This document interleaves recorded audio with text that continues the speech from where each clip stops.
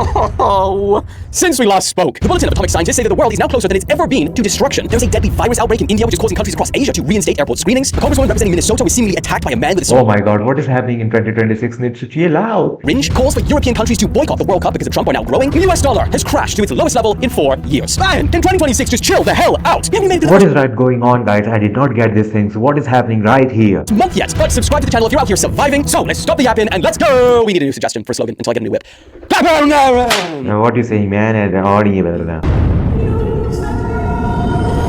That was it. Okay, let's kick today off with a pretty World Cup boycotts. Okay. question. Imagine a World Cup without Europe. Well, that is actually what some fans and politicians are actually calling for right now due to Trump's recent threats. So this is about to be the most political World Cup ever. So things really took a pretty serious turn yesterday after the head of Germany's largest party came out and Yes, this is the head of Germany's party, and he said something that is we need to understand. All right, let's see this thing. said that he no longer wants to rule out a boycott for the World Cup, stating, wait and see what happens in the next few weeks. What are you suggesting, sir? Crazy part is, he's not even Germany's first. The vice president of the German Football Association called for a concrete debate on such measures, and Germany is not the only country in Europe to be talking about this. Scottish MP Hannah Bordell suggested that Oh my god. Other countries in Europe is also saying that they are boycotting the this World Cup. Oh my god, this is a big thing to understand and big thing to get this. radical action may be necessary, and that a boycott might be that radical action. A petition in the Netherlands has received over 150,000 signatures. Oh my god, you see this is, oh my god, sign the petition to boycott the World Cup. They are getting this kind of petitions, this kind of signatures, you see. For the Dutch government to actually bar their football team from competing due to Trump's actions against immigrants. Two This is what they are talking about. This is the one big thing to understand, you know. British members of parliament from the Labour and Conservatives, so they're uniting on one thing, and that is boycotts, because these two politicians become the UK's first official Yes, these are the one you understand these things. These two. voices calling for such measures, while TV presenter Piers Morgan, he's also floated the idea saying that if 8 of the 10 favoured teams to win withdraw, yes, 8 of those 10 are European, Yes, 8 of the 10 favorite teams to win withdrawal might concentrate some mind. This is the one saying. He is the Piers Morgan, you see, and know him. it might concentrate some minds. And I think he's suggesting that this is Europe's biggest leverage over the United States right now, because not only is the World Cup the most watched event in history, but if even just one European team, like Germany, for example, which seems to be the most vocal about this, they decide to pull out, that would be unprecedented. So they're not gonna This is what can be happening. I mean, this is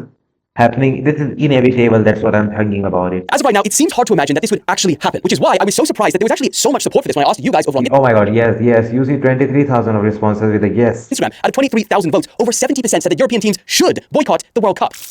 But who knows? Maybe it's just angry people on He said Instagram users though. Damn, dude. Instagram. What do you guys think here on the calm and collected YouTube? Yeah, let us know in the comments. But now, Damn. moving on. Also, since we last spoke, something really strange went down at What happened in the Minnesota? Minnesota, damn, a dude. town hall meeting in Minnesota, where, of course, the tension around ICE Ice tension is the big one in Minnesota, you see. is still huge. So while condemning the US government and immigration agents, in her address, Congresswoman Ilhan Omar was seemingly attacked by a man with a Oh my syringe god, what he just throw into her? What he throw into her? around ICE is still huge. So while condemning the US government and immigration agents, in her address, Congresswoman Ilhan Omar was seemingly attacked by a man You see, he throws something in her. with a syringe. But the Syringe, he throws syringe. details on this is pretty US Congresswoman attacked. Maybe it is. weird. So the man who has now been identified as 55-year-old Oh my god, 55 years, Anthony James Kazumi. What the hell is that? Anthony James, I'm not even going to try and pronounce that.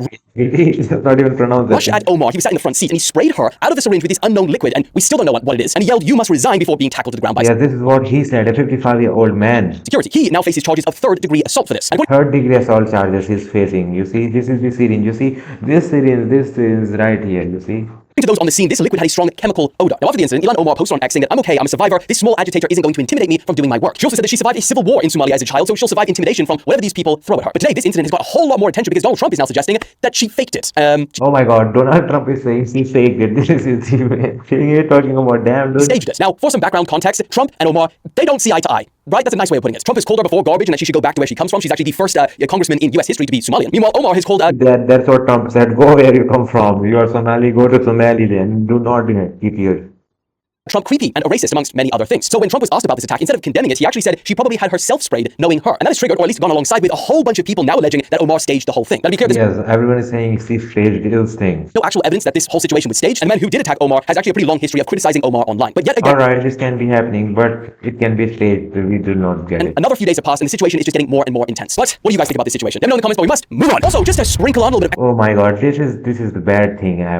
extra chaos into 2026, India are now battling an outbreak of a virus called Nipah. It's actually triggered so much concern over the past few days that various countries across Asia, like Nepal, Taiwan, and Thailand, have reintroduced screening procedures at their airports so it doesn't enter their countries.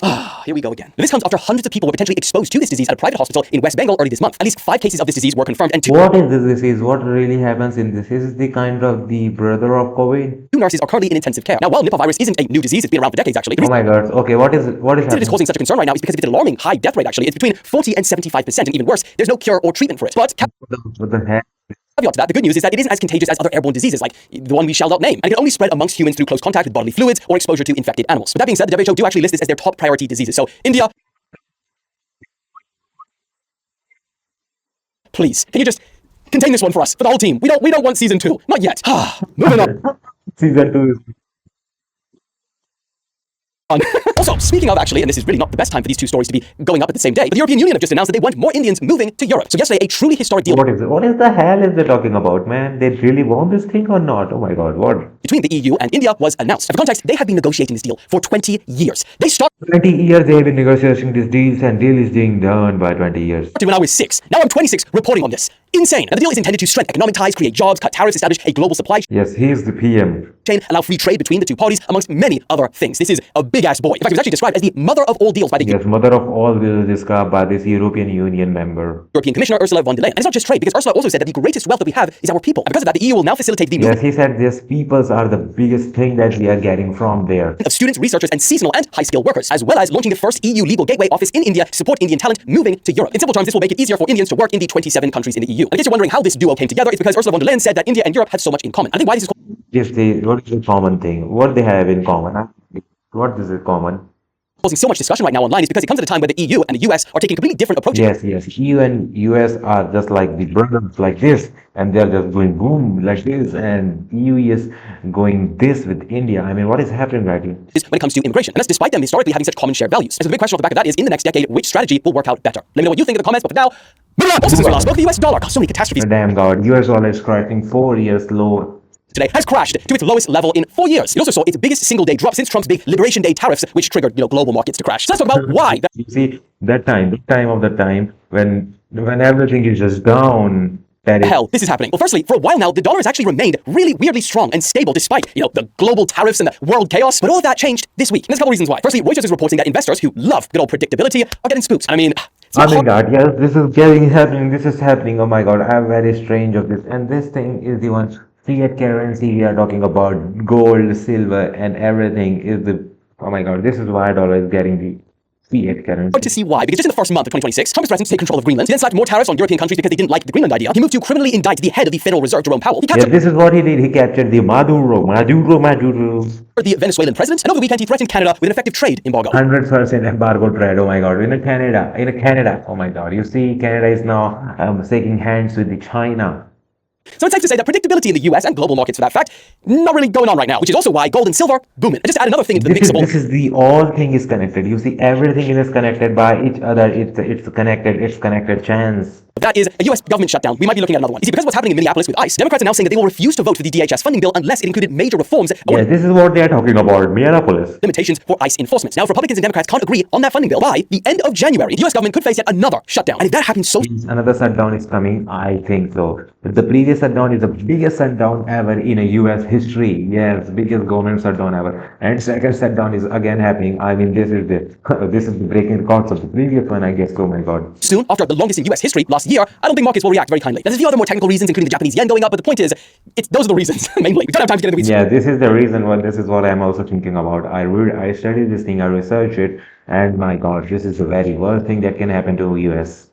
Today, let's move on. Also, speaking about ICE, actually, since we last spoke, ICE is now going international, but not in the way Yes, this is happening. You go see this that you news. think, actually. The AP is now reporting that US immigration agents are now going to have a security role at this year's Winter Olympics in Italy. And no, Yes. ICE is going these things. ICE goes international. Milano Cortina 2026. What is fuck is happening? they're not going to be rounding up migrants and deporting them out of Italy, but rather, according to insiders who spoke with the AP, they will fulfill a security role for the US delegation, which includes JD Vance, Marco Rubio, who will be attending the opening ceremony in Milan next month. And so, for reasons, I guess, still unclear, ICE were the ones that were chosen to fulfill this bodyguard role. Yeah, I'm not too sure. Yes, this is what they're having. Because ICE suits the best, ICE retain the best, and that's what they're talking about. All these things I get so. Or why? Maybe they just couldn't resist the pun. I mean, the choice of ICE being the ones to do this has not gone down very smoothly because the mayor of Milan is actually very strongly opposed to this idea. He said in a radio interview that this is a militia that kills, a militia that enters into the homes of people. Yeah, this is not happy with this thing, and this is not going to happen.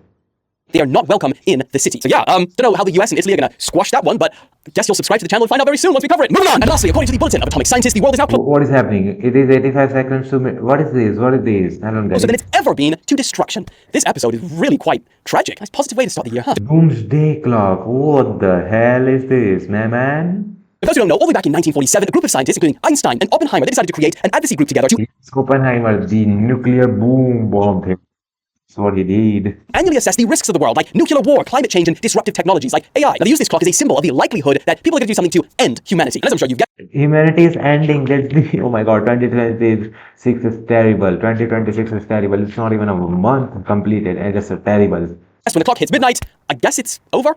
Death, destruction, war, done. And the thing is, if it's been a good year, World War III is happening. They said that 2026 is the end of the world right now. What is happening? Humanity is not going to survive. We are not even into Mars yet. What is he doing, Elon? it moves back away from midnight. If it's a bad year, like pretty much every single year we've had for a really long time, then it gets closer. I mean, it started at 7 minutes, and then 2 years later, Yes, yes. Doomsday clock appears for the first time. You see 1947, 7 minutes to midnight, and 19. This is what is happening. the Soviets did their first nuclear test, dropped down to 3 minutes, went down to 2 minutes after the US tested their hydrogen bomb, went all the way back up to 17 minutes after the end of the Cold Yes, yes. It goes all the way back to the 17 minutes. This is what is happening. War. Hallelujah, we're saved. But then fast forward to 2024, because of the war in Ukraine, nuclear, bio, climate, and AI concerns. 19 seconds to midnight. You see 90 seconds. That was 90 seconds to midnight. And then this year we've moved to 85 seconds to midnight. Oh my God, 5 seconds ahead. I mean, it's gonna back on boom.